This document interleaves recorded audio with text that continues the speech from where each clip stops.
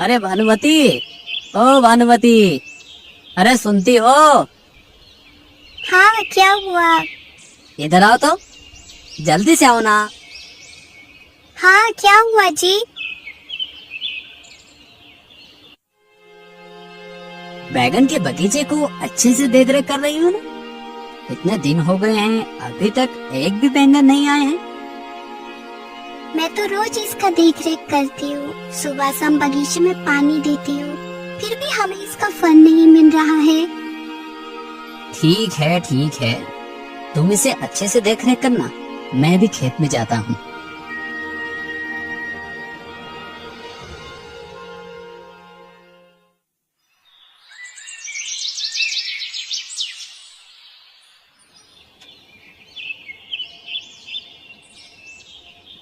देखो भानुमति, हमारे बगीचे में एक बैगन निकल आया है, लेकिन ये तो बस एक ही है।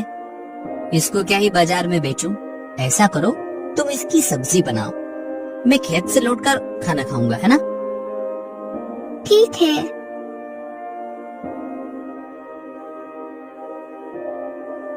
इतनी मेहनत करके मैंने इस बगीचे को पानी दिया, बदले में बस एक ही बैंगन मिला। धीरे धीरे काटो मुझे, धीरे धीरे काटो। अरे ये कैसी आवाज है और कहाँ से आ रहा है ये आवाज? धीरे धीरे काटो मुझे, धीरे धीरे काटो। अरे ये तो इस बैंगन से आ रहा है, क्या है इसमें?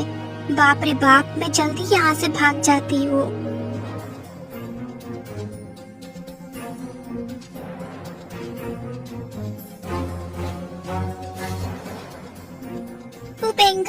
वो बैंगन से। वो बैंगन से क्या? वो बैंगन से कुछ आवाज आ रहा है। क्या बात कर रही हो? ये भला कैसे हो सकता है? नहीं, मैं आपको बिल्कुल सच बोल रही हूँ। आपको यकीन नहीं होता तो आप चलिए मेरे साथ। ठीक है, चलो। अब तुम इसको मेरे सामने काटो। धीरे धीरे काटो मुझे, धीरे धीरे काटो। अरे ये तो तुम बिल्कुल सच बोल रही थी, ये आवाज वो भी बैंगन से। लेकिन धीरे से ही सही, फिर भी तुम इस बैंगन को काटो। भानुमति धीरे धीरे बैंगन को काटती है।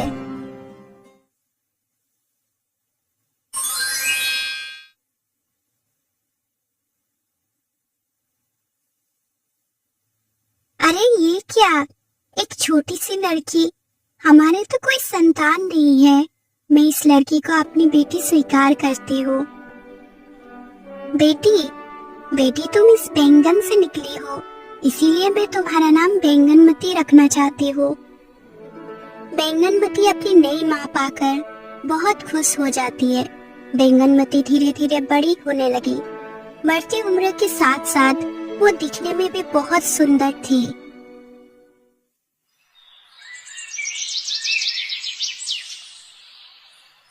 एक दिन किसान अपने खेत में काम कर रहा था। बैंगनमती पास ही अपने पिता की हाट बता रही थी। तभी उस राज्य का राजा अपना भेष बदलकर प्रजा का हाल पूछने निकले थे। तभी उसकी नजर खूबसूरत बैंगनमती पर पड़ती है। राजा पास में एक आदमी से पूछा, ये किसकी लड़की है? अरे इसी किसान की बेटी है।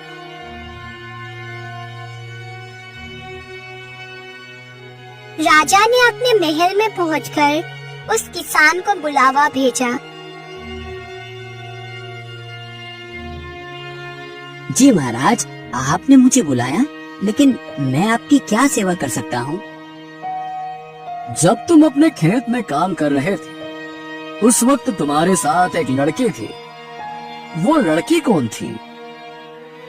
महाराज, वो एक तरह से मेरी बेटी है और नहीं भी। इसका क्या मतलब हुआ? इसके बाद किसान ने राजा को सारी बातें बता दी। उसके बाद सारी बातें जानकर राजा ने कहा, अच्छा, मैं बैंगनमती से शादी करके उसे रानी बनाना चाहता हूँ। महाराज, आप एक मामूली से किसान की बेटी से शादी करेंगे? हाँ, बिल्कुल हम करेंगे। हम उसकी सुंदरता पर मोहित हो गए हैं। किसान बहुत खुश हो गया। वो घर जाकर अपनी पत्नी को सारी बातें बताई। सारी बात सुनकर उसकी पत्नी भी बहुत ज्यादा खुश हो जाती है। कुछ दिन बाद राजा के साथ बैंगनमती का विवाह हो जाता है। बेटी के विवाह के बाद माँ बाप दुखी रहने लगे। इधर जब नई बहू महल में प्रवेश किया तो बड़े ही प्यार और सम्मान के साथ सभी लोगों ने उसका स्वागत किया। राजा ने अपनी नई पत्नी का नाम बैंगन सुंदरी रखा। नई रानी को देखकर बड़ी रानी भी कहने लगी, तुम कितनी सुंदर हो छोटी बहन। कुछ दिन ऐसे ही बीत गया। सब लोग छोटी रानी के स्वभाव और सुंदरता की तारीफ करने लगे, जिसे देखकर बड़ी रानी छोटी रानी से जलने लगी। ये छोटी सी किसान की बेटी ना जाने कहां से आकर सबका ध्यान अपनी ओर कर लिया। मुझे तो आप कोई पूछता भी नहीं है। एक दिन की बात है, महारानी ने बैंगन सुंदरी से पूछा, छोटी रानी तुम्हारा जान कहाँ पर है? अरे बड़ी बहन, जान और कहाँ पर होगी? जान तो मेरे दिल में ही है। ये नहीं हो सकता, तुम तो इंसान के पेट से पैदा ही नहीं हुई, इसीलिए तुम्हारा जान शरीर के अंदर नहीं होगा। जरूर किसी और जगह पर रखी है। बड़ी बहन, तुम्हें ये बात मालूम करने की क्या आवश्यकता है? जरूरत तो कुछ नहीं, बस यूं ही मालूम करना चाहती थी कि बाद में तुम्हें कोई नुकसान ना हो। बहन, तुम ये ख्याल छोड़ दो, क्योंकि ये बात मैं किसी को कहूंगी ही नहीं तो मेरा नुकसान कौन करेगा? तो क्या तुम्हारी जान तुम्हारे शरीर में नहीं है? नहीं बहन, मेरी जान इसी शरीर में है। बात छुपाने से क्या होता है? असल बात तो अब खुल गई है। अब तुम बता भी दो, तुम्हारी जान कहाँ पर है? बहन, ये बात बताना मना है। भला अपनी बड़ी बहन को बताने में क्या दिक्कत है? नहीं बहन, सगे घर वालों को भी ये बात बताने की इजाजत नहीं है। छोटी रानी ने बात ना बताई, मगर बड़ी रानी ने भी पूछना ना छोड़ा। खाते पीते, सोते जागते, उठते बैठते वो बैंगन सुंदरी से यही बात पूछती रहती।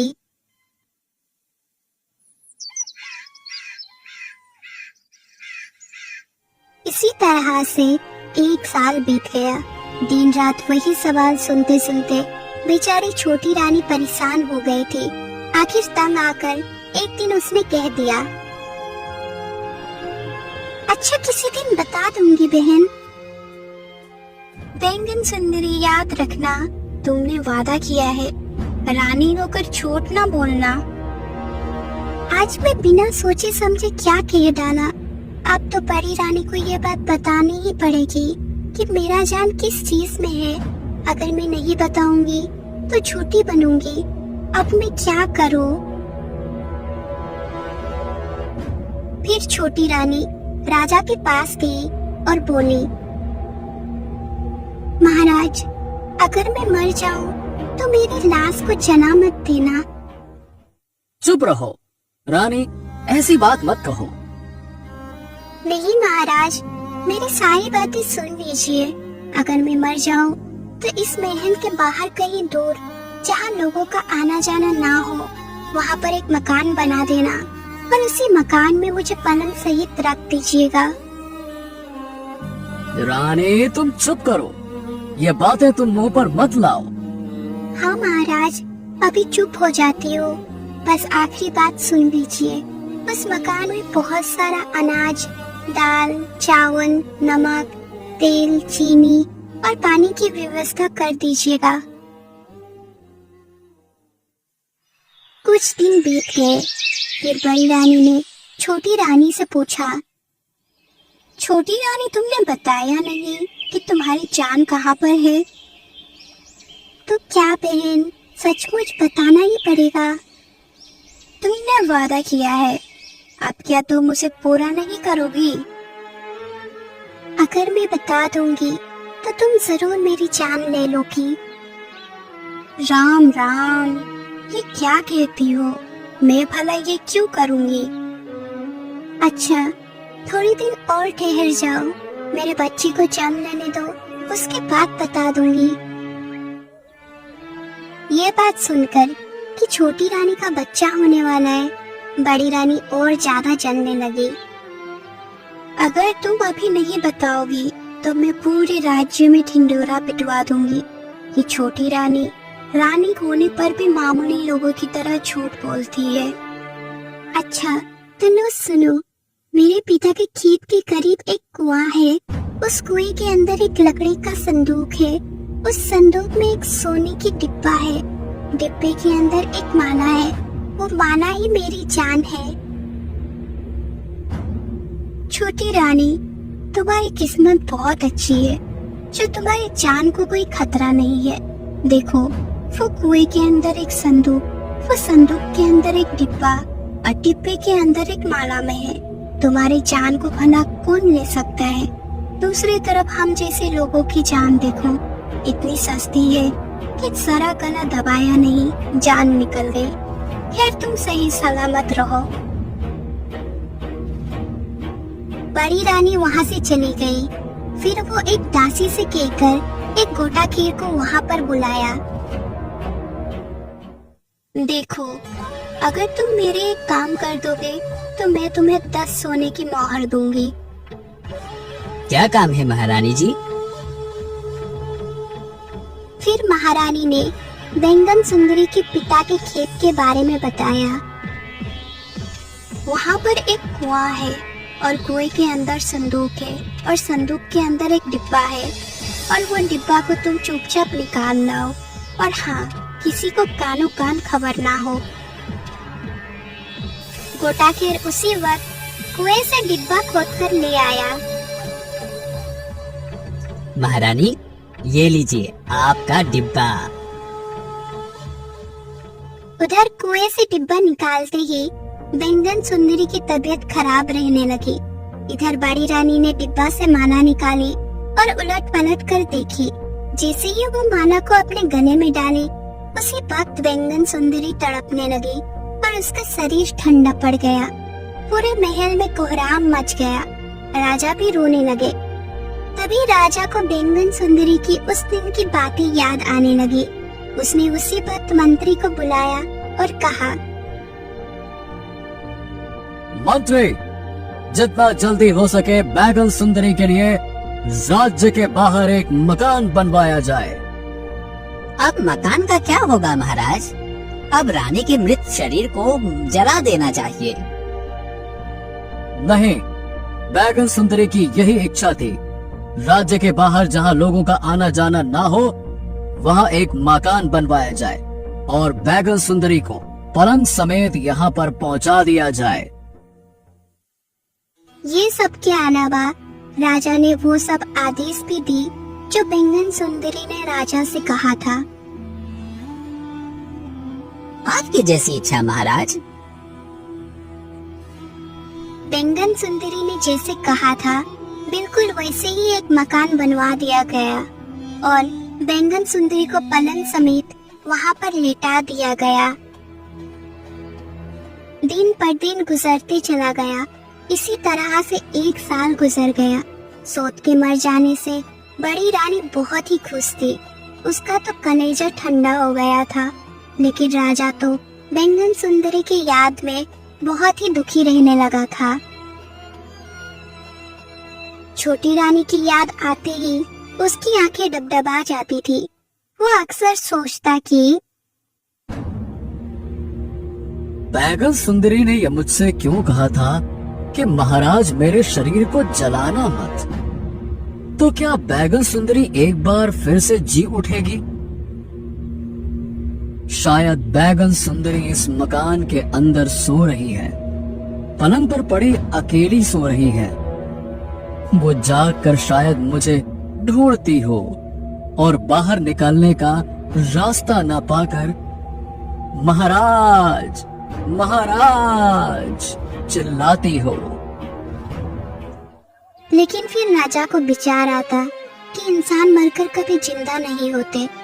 अपने मन को समझाने के लिए राजा रोज बैंगन सुंदरी के मकान की चारों ओर चक्कर लगाया करता था। एक दिन अचानक उसने सुना कि मकान के अंदर से किसी बच्चे की रोने की आवाज आ रही थी। राजा ये सुनकर चौंक पड़ा। अरे ये बच्चा कहाँ से आया? राजा फिर मकान के अंदर चला गया। राजा देखता है कि बैंगन सुंदरी तो पलंग पर मृत पड़ी हुई है, लेकिन उसकी बगल में एक सुंदर सा लड़का था। महल पहुंचकर राजा सोचने लगा, हो ना हो ये बैंगन सुंदरी का ही बच्चा है। राजा अब रोज बच्चे को देखने मकान में आने लगा, लेकिन मकान में कोई नई बात नजर नहीं आ रही थी। वो हर रोज देखता कि बैंगन सुंदरी जिस तरह से पड़ी थी उसमें कोई बदलाव न आया था। धीरे धीरे दिन बीतने लगे और बच्चा भी बड़ा होने लगा। जब वो 3-4 साल का हो गया तब टूटे फूटे शब्दों में कुछ बोलने भी लगा था। राजा ने एक दिन बैंगन सुंदरी की तरफ इशारा करके पूछा, ये कौन है? माँ। तुम्हें खाना कौन खिलाता है? माँ। किस वक्त? रात को। ये सुनकर राजा को बड़ी हैरानी हुई। उसने बच्चे से कहा, तुम अपनी माँ से कहना कि राजा जी पूछते हैं कि तुम दिन में क्यों सोती हो और रात को क्यों जगती हो। अच्छा, पूछूंगा। रात को बैंगन सुंदरी रोज की तरह उठी और जब बच्चे को खिलाने लगी तो उसने कहा, अम्मा मेरा पेट तो भरा हुआ है। तुम्हारा पेट किस तरह से भर गया बेटा? राजा जी मुझे आज बहुत सी मिठाई खिला कर गए हैं और ये भी पूछे थे कि तुम्हारी माँ रात को क्यों जगती है और दिन को क्यों सोती है। बैंगन सुंदरी समझ गई कि राजा ने आकर सब कुछ देख लिया है। अब छुपाने से क्या होगा, मुझे अब सब बता देना चाहिए। देखो, ये जो राजा जी यहाँ पर आते हैं वो तुम्हारे पिता है। कल जब महाराज यहाँ आए तो कहना कि माँ की जान जिस माने में है वो बड़ी रानी के पास है। बड़ी रानी दिन भर उस माने को पहने रखती है, इसीलिए माँ सारा दिन बेहोश पड़ी रहती है। और रात को सोते वक्त जब बड़ी रानी माना को गले से उतार देती है तो माँ उस वक्त जाग उठती है। फिर वो पलंग से उठकर नहाती धोती है और मुझे खाना खिलाती है। दूसरे दिन जब राजा आया तो बच्चे ने सारी बात कह सुनाई। सारा मामला राजा को समझ में आ गया। वो गुस्से में सोचने लगा, बड़ी रानी, आज तेरी वजह से मेरी छोटी रानी आज यहाँ पर पड़ी हुई है। मैं तो तुझे सबक सिखा कर ही रहूंगा। महल में जाकर राजा ने बड़ी रानी से कहा, बड़ी रानी, हमारे मित्र का एक बहुत ही प्यारा बेटा है। मैं उसे बहुत प्यार करता हूँ। मैं उसे महल में लेकर आना चाहता हूँ। बच्चे तो मुझे भी बहुत ही पसंद है, आप उसे जरूर लेकर आइए। परंतु एक बात है, वो लड़का है बहुत जिद्दी। जो चीज मांगता है जब तक वो मिल ना जाए रो रो कर आफत खड़ी कर देता है। तो क्या हमारे महल में किसी चीज की कमी है? वो जो भी चीज मांगेगा उसे दे दी जाएगी। अच्छा ठीक है रानी, तब उसे मैं लेकर आता हूँ। ये कहकर राजा बैंगन सुंदरी के मकान में गया और लड़के से कहने लगा, जब रानी तुम्हारे पास आए उसी वक्त उसके गले की माला पकड़ लेना और जोर जोर से रोना शुरू कर देना। जब तक रानी तुम्हें वो माला ना दे, तुम रोते ही रहना, ठीक है? इस तरह से समझा बुझाकर राजा लड़की को बड़ी रानी के पास महल में ले आया। रानी ने उसे बड़े ही प्यार से बुलाया और उसके पास आकर बोली, अरे ये लड़का तो बहुत ही प्यारा है। लड़का उस वक्त माला लेने के लिए जोर जोर से रोने लगा। मुझे ये माला चाहिए, चाहिए तो चाहिए तो चाहिए तो चाहिए तो चाहिए, मुझे ये माला चाहिए, मुझे ये माला चाहिए, मुझे ये माला चाहिए। रानी ने उसे बहलाने फुसलाने की बहुत ही कोशिश की। कई तरह की मिठाइयाँ, खिलौने आदि पेश किया गया, लेकिन वो किसी भी तरह से मानने को तैयार ना था। तब राजा ने उदास होकर कहा, दूसरे के बच्चों को क्यों रुलाती हो? आखिर वो मांगता क्या है? मेरे गले की माला मांगता है। तो तुम दे क्यों नहीं देती? नहीं नहीं, ये माला तो मैं किसी को नहीं दे सकती। अरे ये माला बच्चे को दे दो, मैं तुम्हें इस तरह की दूसरी माला लाकर दे दूंगा, ठीक है? ये माला तो मैं हरगिज ना दूंगी। अरे नहीं दोगी तो ये लड़का रो रो कर मर जाएगा। पराए बच्चे को घर लाकर क्या यूं ही मार दोगी? बच्चे का रोना देखकर रानी को उस पर दया आ गई और सोचने लगी, छोटी रानी तो अब मर ही चुकी है, थोड़ी देर के लिए यह माला बच्चे को दे दी जाए तो क्या हर्ज है। इस समय तो मैं माला दे देती हूँ, लेकिन जब लड़के का मन बहल जाए तो माला मुझे वापस ला देना। हाँ हाँ रानी, तुम उसे अभी के लिए माला दे दो, थोड़ी देर बाद मैं तुम्हें माला लाकर दे दूंगा।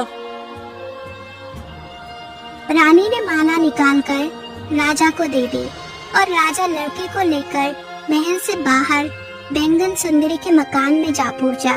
राजा ने अंदर जाकर बैंगन सुंदरी के गले में वो माला डाल दी। माला पहनते ही बैंगन सुंदरी उठ बैठी।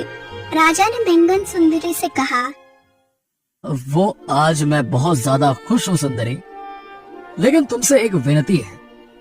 अभी 2-4 दिन के लिए तुम यहीं पर रहो, बाद में मैं तुम्हें महल लेकर जाऊंगा। उस रात राजा जब राजमहल पहुंचा तो बड़ी रानी ने पूछा, आज इतनी रात तक कहाँ पर रह गए थे आप? मैं अपने सेनापति और मंत्रियों से सलाह मशवरा कर रहा था। क्या सलाह मशवरा कर रहे थे आप? एक दूसरे देश का राजा हमारे देश पर हमला करने वाला है, इसीलिए तुम्हारी सुरक्षा को देखते हुए ये सलाह दे रहे थे कि तुम्हें कहाँ पर छुपा कर रखा जाए जहाँ पर तुम सुरक्षित रह सको।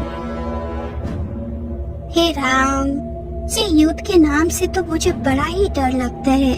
तो क्या फैसला किया है आपने?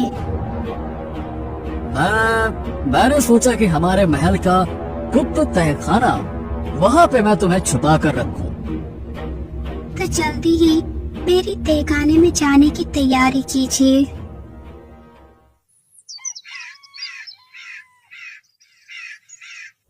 दूसरे ही दिन राजा ने बड़ी रानी को तहखाने में छोड़कर आ गया और बाहर से ताला लगा दिया।